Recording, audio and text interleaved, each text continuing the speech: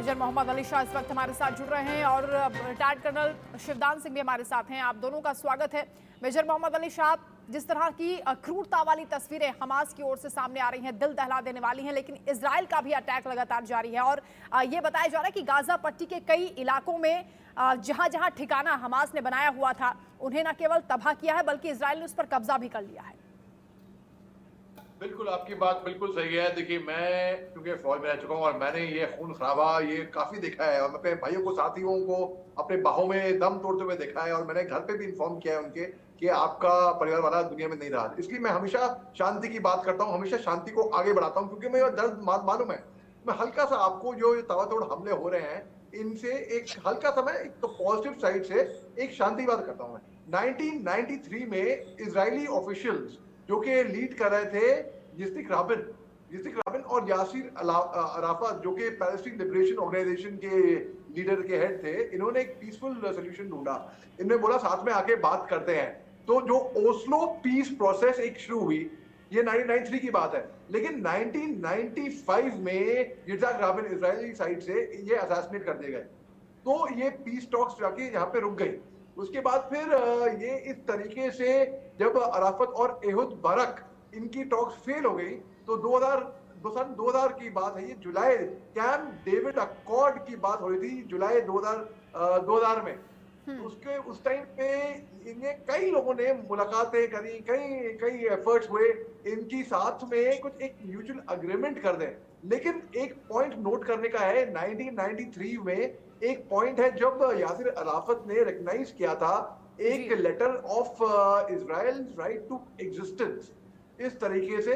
तो ये अभी क्योंकि मगर ये कोई हल निकल ही नहीं पाया है और मैं मान रहा हूं कि अभी मैं देख रहा हूं बहुत से लोग डीपी लगा रहे हैं, I support Israel, I support Palestine, जो भी है ठीक है, करिए सपोर्ट, किसको भी करना है करिए, इंसानियत तो करिए। सबसे पहले तो मैं कह रहा हूं इंसानियत से बढ़कर कुछ है ही नहीं दुनिया में, क्योंकि इतना खून खराबा, नुकसान सबका होएगा, नुकसान इसमें सबका होएगा। अमेरिका ने भी अपने कमांडो उतार दिए हैं। और एक कल की बात है, परसों की बात है, ये खबर आई थी कि कनाडा की एक बहुत ही बुजुर्ग लेडी थी जो कि ह्यूमन एक्टिविस्ट थी, ह्यूमन राइट एक्टिविस्ट, ये पैलेस्टीन के पक्ष में बोल रही थी, इनको भी हमस ने उतार के अगवा कर दिया।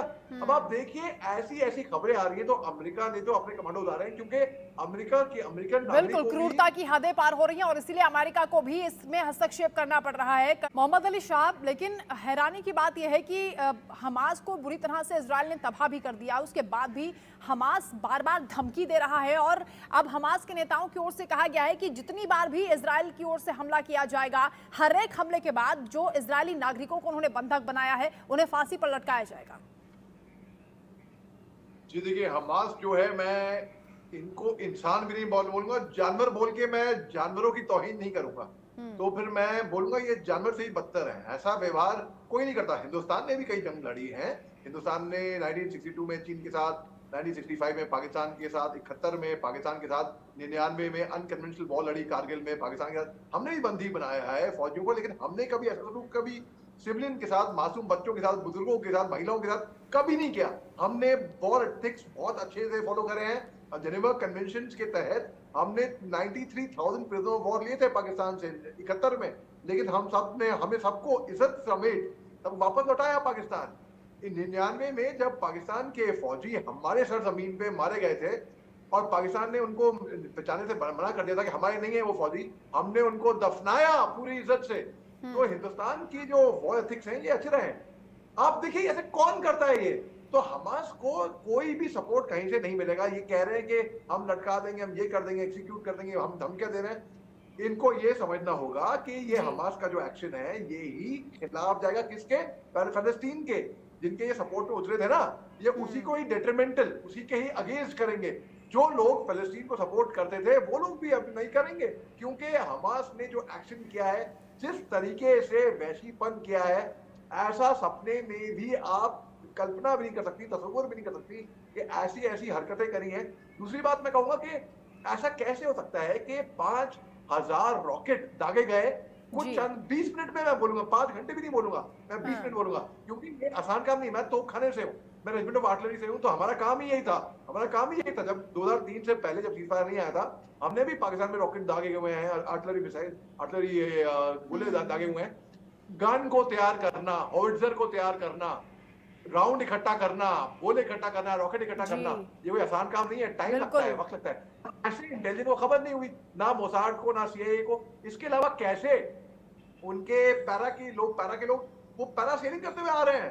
पैरा, अरे रेव पार्टी चल रही है इजराइल में, उनके बॉर्डर गार्ड्स क्या कर रहे थे, उनकी फौज क्या कर रही थी, और हमस ने भी इनकी टैंकों को भी नष्ट किया है। तो एक तरीके से वो भ्रम तो टूट गया कि हम सोचते कि चंद एक साल लगाते हैं, तकरीबन 3 साल लगाते हैं फौज में, उनके लड़के भी लड़कियां भी इजराइल में, जी। इनकी मिलिट्री टेक्नोलॉजी बड़ी स्ट्रांग है, बड़े कारगर हैं इनके यूएवी। कहाँ गया वो, कैसे कैसे इजराइल पे इतना घातक हमला किया हमस ने। और हमस के पास क्षमता है क्या? हमस को डेफिनेटली भारी ताकतों से मदद मिली होगी। और देखिए, अगर मैं एक अंदाजा लगाऊं शिया शिया करके, तो ईरान भी शिया देश है। ईरान ने किए का सपोर्ट, मैं एक गेस वर्क ले रहा हूं मैं अभी इस टाइम पे। तो जाहिर सी बात है, जब ऐसा, और हमस बोलता है कि ठीक है, वो सुसाइड मिशन पे, उनको मालूम है कि उनको मरना है। मोहम्मद और अली शाह, ये आप मानते लोग, हैं कि इजराइल का जो ये हमला है वो हालांकि सेल्फ डिफेंस में है, लेकिन जो हमास है, हमास को कहीं ना कहीं से पूरा सपोर्ट मिल रहा है। हालांकि कतर और टर्की की ओर से लगातार जो फंडिंग की बात सामने आती है, अभी भी क्या उसे मोहरा बना रहे हैं वो तमाम दुश्मन देश इजराइल के, जो चाहते हैं कि इजराइल को खत्म किया जाए?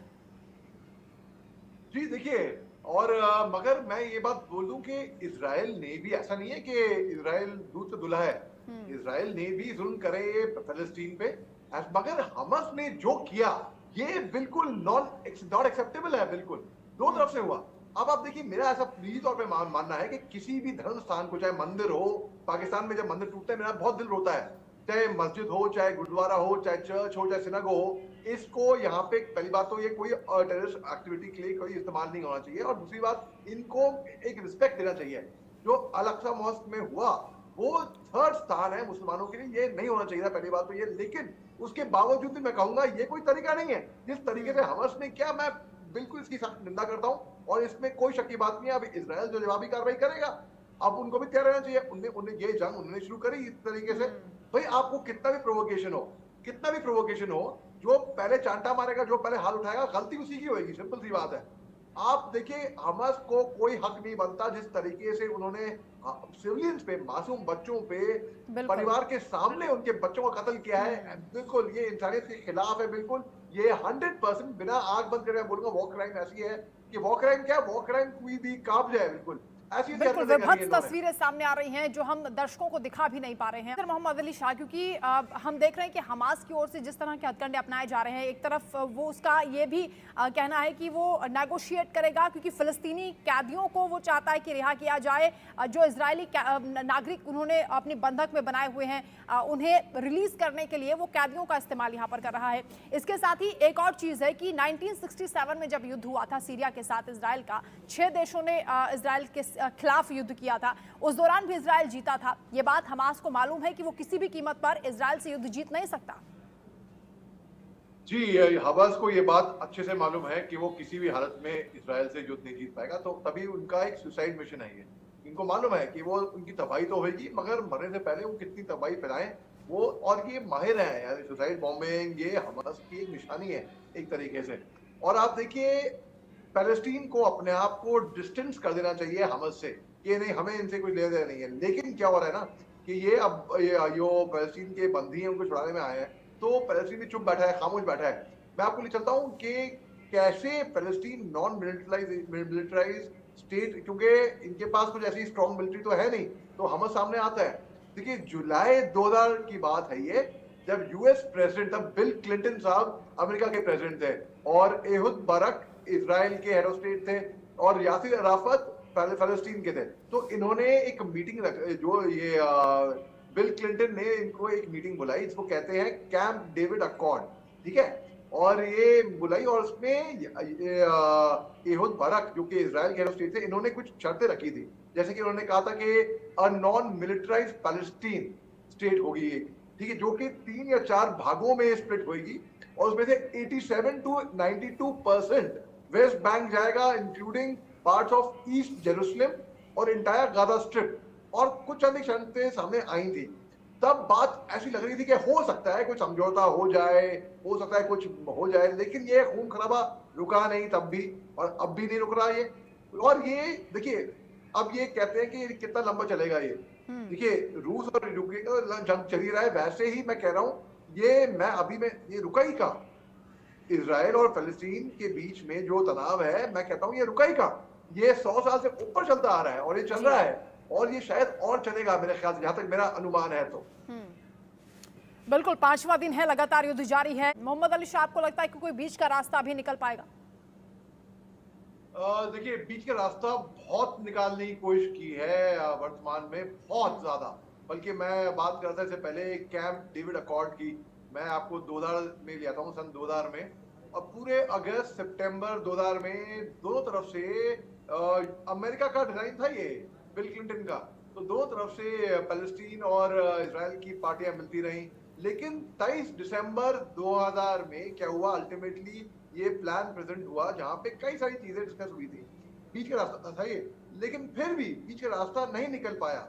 उसमें प्रपोज किया था कि establishment of sovereign Palestine state, वो गाजा पट्टी में 94 to 96% जो वेस्ट बैंक प्लस इक्विवेलेंट जो कि 1 to 3% आप मान लीजिए, और वो वेस्ट बैंक में होंगे, लैंड स्वॉम्प्स, और प्री 97 इजराइल पे था, उस टाइप का एक स्टेटस को डेवलप होएगा। लेकिन कोई बीच रास्ता निकल नहीं पाया है अब तक। आप कहीं पे भी बात कर लिए, ये इनका अब तक अगर बीच रास्ता निकलना होता, मैं आपको फ्रैंकली बता रहा हूँ, मैं डिप्लोमेटिकली बोल दूं कि हाँ, हवा में बात कर दूं, हाँ निकल आएगा बीच रास्ता, लेकिन मैं इतना गंभीर भीषण ये बात हो गई है, मानवता का कत्ल हो गया है, तो मैं कहूंगा कि या तो एक तरफ से ये तो बस एक शुरुआत है एक अंत की, या तो मैं ऐसा बोलूं, या तो अगर मैं फ्रैंक बिल्कुल दिल से बोलूं, तो मेरे को नहीं लग रहा कि आई होप हो जाए, कोई बीच रास्ता निकल जाए। मेरी बहुत शुभकामना है, मेरी बहुत मनोकामना है, मेरी बहुत दुआएं हैं, लेकिन जिस तरीके से मानवता का कत्ल हो रहा है दो तरफ से, इजराइल से भी और फलस्तीन से भी, क्योंकि ये यही होता है जब शुरुआत में ही कोई भी इशू, कोई मुद्दा शुरुआत में ही आप खत्म नहीं करते, तब ये यही होता है। और ये बात हर कोई सुन ले, हर कोई जान ले। देखिए, मैं अगर बीच के रास्ते की बात करूं, मैं कुछ भी बोल सकता हूं, अभी यहाँ पे बोलूं हाँ बीच का रास्ता निकल आएगा, लेकिन मुझे मालूम है मैं ईमानदारी से सच्ची बात नहीं कर रहा हूँ आपके आगे जो मेरे दिल से निकलेगी। मैं ये कह रहा हूँ, माफ कीजिएगा, मैं ये दिल से मेरी बात निकल रही है, मैं ये कह रहा हूँ कि कुछ भरोसा नहीं भैया जिंदगी का, जो करना है कर डालो। मैं तो ये बोल रहा हूँ, जो करना है, जितनी जिंदगी जीनी है, कल का कुछ पता नहीं, लोग मर रहे हैं, काट रहे हैं, पता नहीं क्या कर रहे हैं। मेरा दिल होता है वाकई में देख के, मैं जब वो वीडियो देखे हैरान हो गया, मैं बिल्कुल, मेरी रूह कांप गई। मैंने कहा ऐसे कैसे हो सकता है? मैं जानवरों की बेइज्जती करूंगा अगर मैं बोलूंगा जो हमास ने किया है वो, मतलब। और वैसे ही फिलिस्तीन को वैसे सबसे पहले अपने आप को डिस्टेंस करना चाहिए, क्योंकि फिलिस्तीन का नाम और खराब होएगा। जो मेहनत पहले हुई लगाई थी पीस टॉक में, ये वो फिलिस्तीन में पूरा पानी फिर जाएगा। मतलब आप भी मानते हैं कि तीसरा विश्व युद्ध चल रहा है, पैटर्न दूसरा है? देखिए, आप प्लीज दोबारा बोलिए। आपका बड़ा दिलचस्प सवाल है, क्योंकि यही सवाल बहुत लोगों के जहन में होगा, और मेरे को कल से बहुत फोन आ चुके हैं, बहुत लोग बोल रहे हैं कि भाई हमने आपको टीवी पे देखा बोलते हुए, तो आप ये बताइए हमको कि क्या ये तीसरे विश्व युद्ध में तब्दील होएगा। और बहुत विशेषज्ञ होंगे जो बोलेंगे दावे के साथ कि शायद नहीं होएगा, कुछ लोग होंगे जो बोलेंगे होएगा। मैं आपको ये कहता हूं कि कुछ पता नहीं सकते, कुछ कह नहीं सकते अभी स्थिति बहुत वोलेटाइल है। अभी अन्य देश इस पे कोई कूद रहा है, कोई बेगानी शादी में अब्दुल्ला दीवाना करके कहते हैं ना, तो वैसे कुछ हो रहा है।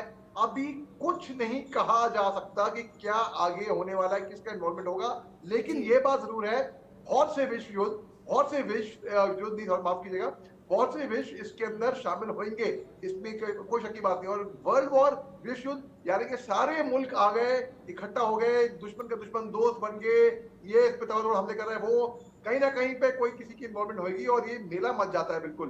तो आप देखिए, आप पिछले इतिहास लगाइए, पिछले के विश्व युद्ध जो हुए थे वो कैसे एक असैसिनेशन, केवल एक असैसिनेशन की वजह से हुए थे। इसमें इसीलिए ही खास तौर से काफी पीस की मैं बात करता हूँ, तो रोड मैप ऑफ पीस एक था, मैं बोलूंगा एक तबा समिट था, वो मिस्र में हुआ था, इजिप्ट में। तबा एक जगह है मिस्र में, ये जनवरी 2001 में इसकी बात चली थी। तो प्रपोज बहुत सी चीजें हुई थी, जैसे कि टेम्पररी इजरायली कंट्रोल एरियाज का रिमूवल और फिर पैलेस्टीन की तरफ से हाँ था। लेकिन लिकुड पार्टी के जो कैंडिडेट थे एरिल शैरोन, इन्होंने हराया इजरायली प्रधानमंत्री एहद बारक को और ये पावर में आए। तो ये इसीलिए फिर ये बात इनको इंटरेस्ट था नहीं आगे इसको बात बढ़ाने को, तो तबा समिट जो है ये यहाँ पे समाप्त हो गया। इसके अलावा और भी पीस प्रपोजल प्रेजेंट हुए थे, जैसे कि क्वार्टरल ऑफ यूरोपियन यूनियन ने क्वार्टरल प्रपोज किया, ये रूस की तरफ से आया था और यूएन ने इसके बारे में 17 सितंबर 2002 को भी कहा था, लेकिन फिर भी कुछ रिजल्ट नतीजा निकल नहीं पाया। फिर अरब पीस इनिशिएटिव भी हुए, फिर इजरायली पीस इनिशिएटिव भी हुए, हर तरीके से हुए, लेकिन फिर भी आज की तारीख में आप क्या है, हम सब देख रहे हैं जो तबातोड़ हमले हो रहे हैं, जो जिस तरीके से उग्रवादी आतंकवादी बैन आउटफिट घटना है हमस वो आके कर रही है हमले, वो बिल्कुल नामंजूर है, वो अनएक्सेप्टेबल है। और किसी को भी यहाँ पे देखिए लोग डरेंगे भी अगर फलस्तीन का सपोर्ट करेंगे, क्योंकि उनको मालूम होगा कि अगर हम फलस्तीन का सपोर्ट करते हैं तो उनपे तोहमत लगेगी, उनपे इल्जाम लगेगा कि आप इनडायरेक्टली हमास का सपोर्ट कर रहे हैं। एक मैं आखिरी संदेश आपके चैनल और आपके माध्यम से बोलना चाहूंगा कि कुछ यूनिवर्सिटी हैं जहाँ के बच्चे प्रोटेस्ट कर रहे हैं, मैं उनको सलाह देता हूँ, बेटा बच्चा मेरे भाई आप यहाँ पढ़ने आए हो यूनिवर्सिटी में, पढ़ाई करो जाके और अपने क्लासेस में बैठो, ये पीस मार्च बड़ी अच्छी बात है, नेतागिरी मत करो यहाँ पे, क्योंकि आपके जो एक्शन होंगे इसको मिसअंडरस्टैंड किया जाएगा और आपके ही खिलाफ बात आएगी। आपकी पढ़ाई तो सफर होगी। इसके अलावा आप बोलोगे सॉलिडारिटी मार्च निकाल रहे हैं, कर रहे हैं, आपके बहुत खिलाफ वो ही चीज जाएगी। तो फिर मेरा ये है आशा है कि प्रार्थना करो, अगर कुछ करना चाहते हो तो आप फंड इकट्ठा करो और दो तरफ से जो लोग जख्मी हुए हैं, जो लोग घायल हुए हैं, जिनकी जो बेघर हुए हैं, उनकी मदद करिए आप। और केवल वहीं पे ही नहीं, कहते हैं चैरिटी बिगिन फ्रॉम होम, अपने घर में भी अपने जो अगर इंसानियत की हेल्प करनी है, मानवता की हेल्प करनी है, ह्यूमैनिटी की हेल्प करनी है, तो charity begins from at home. आप आपके आसपास कहीं पे गड़बड़ हो रही होगी, आप अपने इंसानियत अपने पड़ोस में देखिए आप। और आप मेरा ऐसा मानना है कि सोसाइटी तब तक नहीं बदलेगी जब तक आप अपने आप को स्वयं ना बदल दें। तो अपने आप पहले आप सुधारिए, एक शांति लेकर आइए, दुनिया में शांति अपने आप आएगी।